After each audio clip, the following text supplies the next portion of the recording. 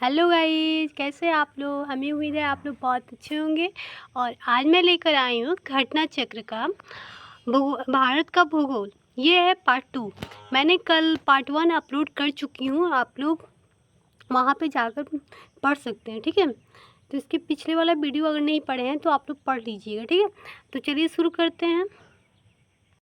अगर आप लोगों ने मेरा चैनल सब्सक्राइब नहीं किया तो चैनल को सब्सक्राइब कर ले प्लीज़, और सपोर्ट ज़रूर कीजिएगा और दूसरे तक भी शेयर ज़रूर कीजिएगा। और कमेंट कर ज़रूर बताइएगा कि आप लोग को मेरा क्लास कैसा लगता है।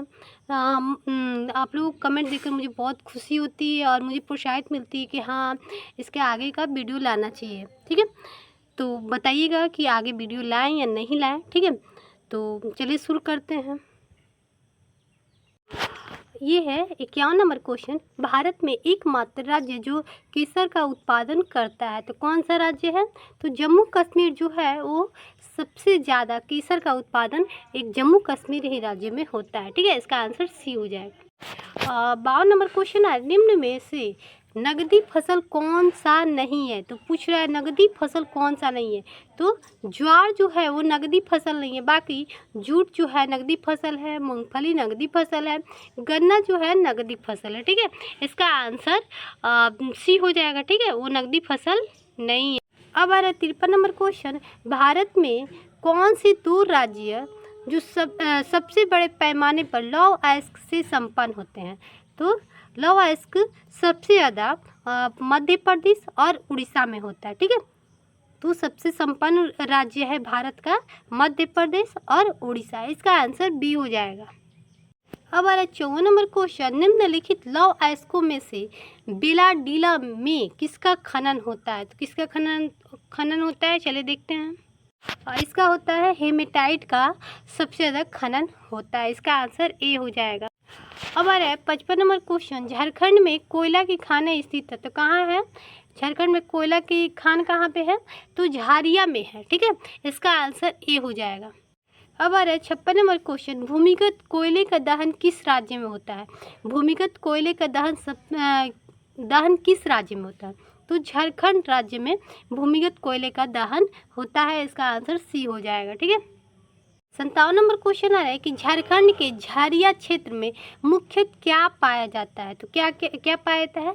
तो कोयला पाया जाता है, ठीक है। झारखंड के झारिया में मुख्य क्या पाया जाता है, कोयला पाया जाता है। इसका आंसर डी हो जाएगा। 58 नंबर क्वेश्चन है, भारतीय कोयला उद्योग की निम्नलिखित समस्याओं पर विचार करें। तो निम्नलिखित समस्या का विषय सब होगा इसमें से। निम्न कोटि का कोयला एवं कोयला संचलन में बाधा, ठीक है, ये भी सही है। धुलाई संस्थाओं की उपयोग क्षमता में कमी, ये भी सही है। कोकिंग कोयला के आयात पर बढ़ती निर्भरता, ये भी सही है। और ये कार्य संचालन कीमतें, ये चारों सही है, ठीक है। इसका आंसर डी हो जाएगा। अब आ रहा है 59 नंबर क्वेश्चन कि भारत में सबसे पुराना तेल का भंडार कहाँ है। तो डिगबोई असम में है। सबसे पुराना तेल का भंडार कहाँ है। तो डिगबोई असम में है। इसका आंसर डी हो जाएगा, ठीक है। 60 नंबर क्वेश्चन है कि भारत में सर्वप्रथम तेल ऊर्जा संकट कब हुआ था। भारत में सर्वप्रथम तेल ऊर्जा संकट कब हुआ था। तो 1970 और 1980 के दौरान तेल का संकट हुआ था, मतलब तेल की कमी हो गई थी, बहुत ज़्यादा कमी हो गई थी 1970 और 1980 के दौरान, ठीक है। 61 नंबर क्वेश्चन है, भारत में प्रति व्यक्ति ऊर्जा की खपत वर्ष 1994 में थी। तो इसका आंसर सी हो जाएगा। 243 क्रीगा तेल की बराबर की थी, ठीक है, प्रति व्यक्ति। इसका आंसर सी हो जाएगा। 62 नंबर क्वेश्चन आ रहा है, निम्न राज्यों में से कौन सा राज्य भारत में सर्वाधिक सौर ऊर्जा का उत्पादक है। तो इसका आंसर हो जाएगा कर्नाटक। कर्नाटक में सबसे ज़्यादा सौर ऊर्जा का उत्पादक होता है, ठीक है। इसका आंसर बी हो जाएगा। अब आ रहा है 63 नंबर क्वेश्चन, भारत में राज्य विद्युत बोर्डों की वित्तीय रुग्णता के निम्नलिखित कारणों पर विचार करें। तो इसका फर्स्ट हो जाएगा सही, कृषि एवं घरेलू उत्पादकताओं को उत्पादन लागत से कम पर बिजली का विक्रय, ये भी सही है। प्रसारण एवं संवितरण हानियाँ काफ़ी ज़्यादा होती है, ये भी सही है। तीसरा नंबर है राज्य विद्युत बोर्डों के लिए वाणिज्य स्वायत्तता की कमी, ये भी सही है। और चौथा है कि राज्य सरकार ने राज्य विद्युत बोर्डों के माध्यम से सामाजिक परिदान नीतियों को क्रियान्वित किया है। तो ये भी चारों सही हो जाएगा। ठीक है दोस्तों, इसका आंसर डी हो जाएगा। अब आ रहा है 64 नंबर क्वेश्चन, टिस्को संयंत्र किसके नज़दीक स्थित है? टिस्को संयंत्र किसके नज़दीक स्थित है? तो टाटा नगर के नज़दीक स्थित है टिस्को संयंत्र। ये क्या है चलिए जानते हैं। ठीक है, जिसको पता नहीं वो जान जाए कि टिस्को क्या है। TISCO Tata iron and steel company limited है। अब टाटा स्टील भारत का प्रमुख इस्पात कंपनी है। टाटा नगर जमशेदपुर स्थित इस कारखाने की स्थापना 1970 में की गई थी। ठीक है, अब 65 नंबर क्वेश्चन आ रहा है कि बिहार में डालमिया नगर किसके लिए प्रसिद्ध है? चलिए जानते हैं कि बिहार में डालमिया नगर किसके लिए प्रसिद्ध है। ये है सीमेंट के लिए प्रसिद्ध है। दोस्तों, ये जो भी मैं क्वेश्चन करवा रही हूँ वो बहुत इम्पोर्टेंट है और बीपीएससी के एग्ज़ाम के लिए बहुत ज़्यादा इम्पोर्टेंट। बीपीएससी सीडीपीओ जो भी एग्ज़ाम है उसके लिए बहुत इम्पोर्टेंट है। आप लोग ज़रूर पढ़िएगा और पढ़ के ही जाइएगा। ठीक है, अब आ रहा है 66 नंबर क्वेश्चन, निम्नलिखित स्थानों में कहाँ तांबा उद्योग है स्थापित है? कहाँ पे तांबा उद्योग स्थापित है? तो खेतड़ी जो है वहाँ पे तांबा उद्योग स्थापित है। ठीक है, इसका आंसर डी हो जाएगा। राजस्थान राज्य का खेतड़ी बेल्ट किसके लिए प्रसिद्ध है? और राजस्थान राज्य का खेतड़ी बेल्ट किसके लिए प्रसिद्ध है? तो ये है तांबा खनन के लिए प्रसिद्ध है। राजस्थान राज्य का खेतड़ी बेल्ट तांबा खनन के लिए प्रसिद्ध है। ठीक है, इसका आंसर ए हो जाएगा। अब आ रहा है 68 नंबर क्वेश्चन, स्वर्णिम चतुर्भुज क्या है? तो ये है राष्ट्रीय राजमार्ग परियोजना। किसके लिए प्रसिद्ध है? राष्ट्रीय राजमार्ग परियोजना के लिए स्वर्णिम चतुर्भुज है। ठीक है, स्वर्णिम चतुर्भुज क्या है? तो राष्ट्रीय राजमार्ग परियोजना है। ठीक है, ये याद रखिएगा, हमेशा ये क्वेश्चन जरूर पूछा था बीपीएससी 60वीं और 62वीं में भी पूछा था। तो इसका हो जाएगा सी आंसर। ठीक है, अब आ रहा है 69 नंबर क्वेश्चन, भारत का 40% सड़क परिवहन होता है। तो कितना प्रतिशत सड़क परिवहन होता है?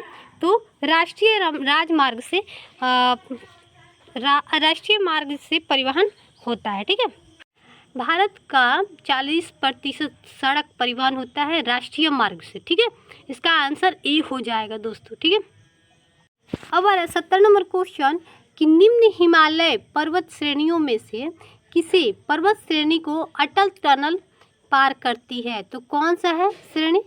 तो हिमालय पर्वत श्रेणी को कौन सी पर्वत श्रेणी अटल टनल पार करती है? तो ये हो जाएगा पूर्वी पीर पंजाल।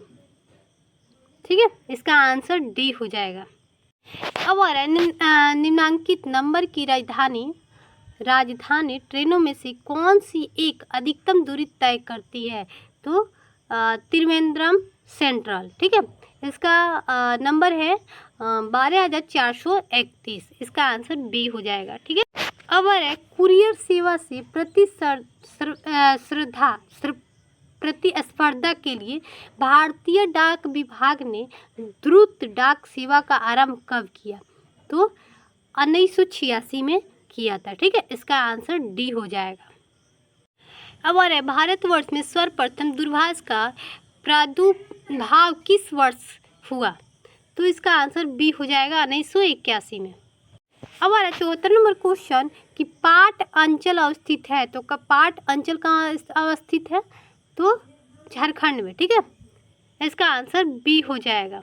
पाट अंचल छोटा नागपुर प्रदेश में अवस्थित है। ये ऊंचे पहाड़ी शिखर होते हैं। ठीक है, ये क्या होते हैं? ऊंचे पहाड़ी शिखर होते हैं। छोटा नागपुर पठार का अधिकांश भाग झारखंड राज्य के अंतर्गत आता है, अतः विकल्प 20 सही उत्तर होगा। ठीक है, इसका आंसर डी हो जाएगा। अब आ रहा है 75 नंबर क्वेश्चन, झुमरी तलैया पर गीतों की फरमाइश के लिए प्रसिद्ध किस राज्य में स्थित है? मतलब झुमरी तलैया जो होता है रेडियो पर गीत की फरमाइश के लिए किस राज्य में मतलब प्रसिद्ध है? कौन सा राज्य?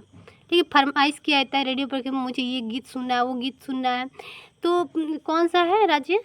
तो झारखंड राज्य जो है वो सबसे ज़्यादा वहीं पे लोग फरमाइश करते हैं रेडियो पर गीतों की। ठीक है, तो इसका आंसर बी हो जाएगा। अब आ रहा 76 नंबर क्वेश्चन, क्षेत्रफल के अनुसार निम्नलिखित राज्यों का सही अवरोही क्रम क्या है।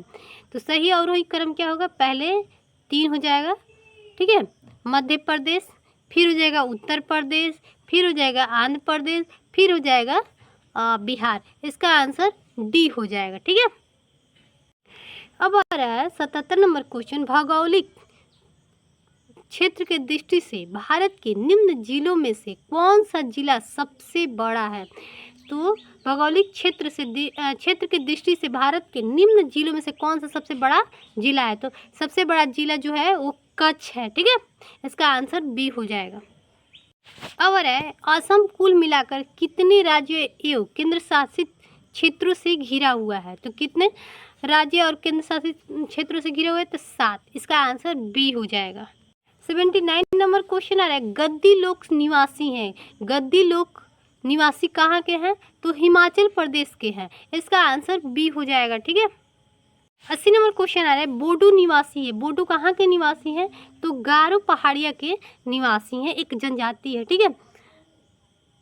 इसका आंसर ए हो जाएगा। अब आ रहा है 81 नंबर क्वेश्चन, गारो जनजाति है। गारो जनजाति है कहाँ के है, चलिए बताते हैं आप लोगों को। 81 नंबर क्वेश्चन है, गारो जनजाति है। गारो जनजाति कहाँ कहाँ पाए जाते हैं, तो असम में पाए जाते हैं और मिजोरम में पाए जाते हैं, मेघालय में पाए जाते हैं। तीनों राज्यों में गारो जनजातियाँ पाई जाती हैं, ठीक है।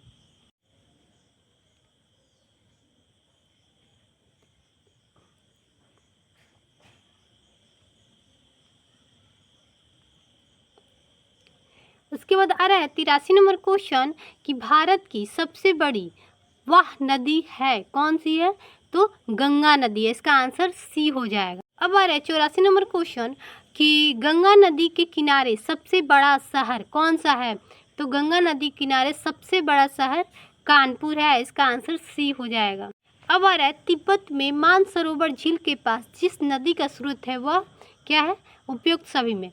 तो मानसरोवर झील के पास जिस नदी का स्रोत है, कौन कौन सा नदी का स्रोत है, सतलज नदी का, ब्रह्मपुत्र का, सिंधु नदी, उपयुक्त में से सबका है, ठीक है। इसका आंसर 86 नंबर क्वेश्चन है, मानस नदी किस नदी के उपनदी है। तो ये हो जाएगा ब्रह्मपुत्र। ब्रह्मपुत्र जो है वो मानस नदी के उपनदी है, ठीक है।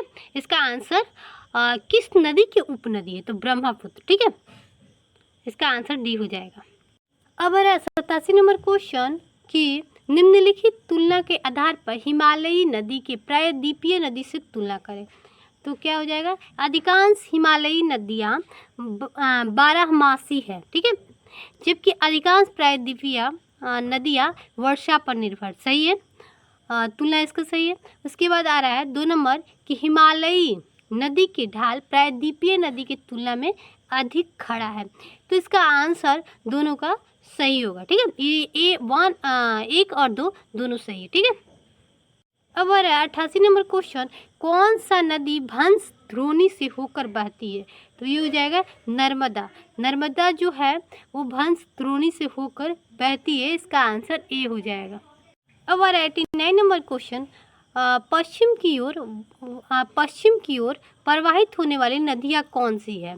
तो कौन सी नदियाँ हैं, ये हो जाएगा नर्मदा और ताप्ती जो है वो पश्चिम की ओर नदियाँ बहती है, ठीक है, प्रवाहित होती है।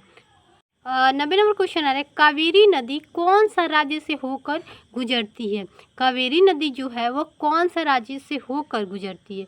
तो इसका आंसर बी होगा, कर्नाटक राज्य से होकर गुजरती है, केरल राज्य से होकर गुजरती है, तमिलनाडु राज्य से होकर गुजरती है। इसका आंसर बी हो जाएगा। 91 नंबर क्वेश्चन आ रहा है, सोन, नर्मदा और तथा महानदी निकलती है। तो कहाँ से निकलती है, तो महानदी, चलिए बताते हैं इसका।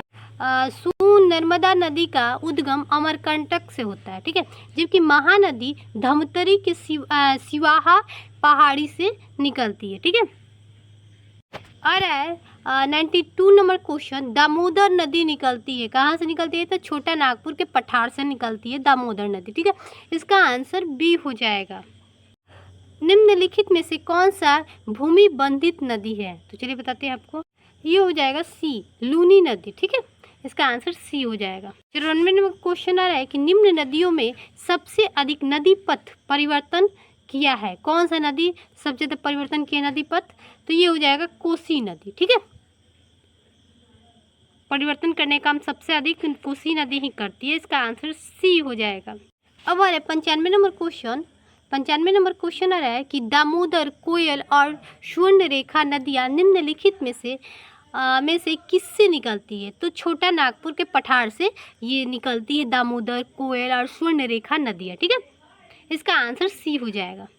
96 नंबर क्वेश्चन आ रहा है कि भारतीय मानसून मौसम विस्थापन से इंगित है, जिसका कारण है?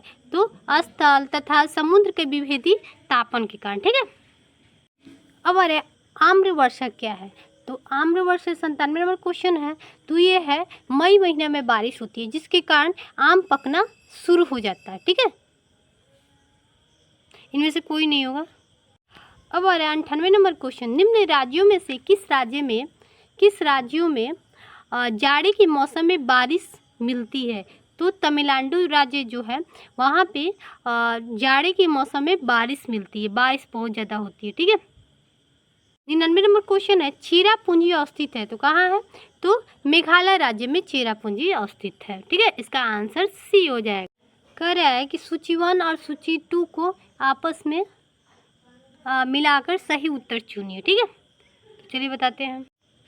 तो ये बाढ़ हो जाएगा, तो ये हो जाएगा 1 के 3। बाढ़ जो होता है उत्तर प्रदेश और बिहार के मैदान में आता है। ठीक है, भूकंप कहाँ आता है सबसे ज़्यादा? देखिए, बाढ़ कहाँ पे आता है? तो इसमें आ जाएगा। ठीक है, भूकंप कहाँ आता है? तो हिमालय में। उसके बाद सूखा कहाँ पड़ता है? तो मध्य पूर्वी भारत में। और चक्रवात कहाँ आता है? तो झारखंड और उत्तर प्रदेश में आता है। ठीक है, तो कैसा लगा दोस्तों ये हमारा घटना चक्र का, भारत का भूगोल का मास्टर वीडियो? हमें उम्मीद है आप लोगों को बहुत बढ़िया लगा होगा, और अच्छा लगे तो एक लाइक ज़रूर कीजिएगा। ठीक है, और कमेंट करके ज़रूर बताइएगा कि आप लोग कैसा लगा। अच्छा लगा होगा तो मैं नेक्स्ट वीडियो लेकर आऊँगी। तब तक के लिए बाय दोस्तों।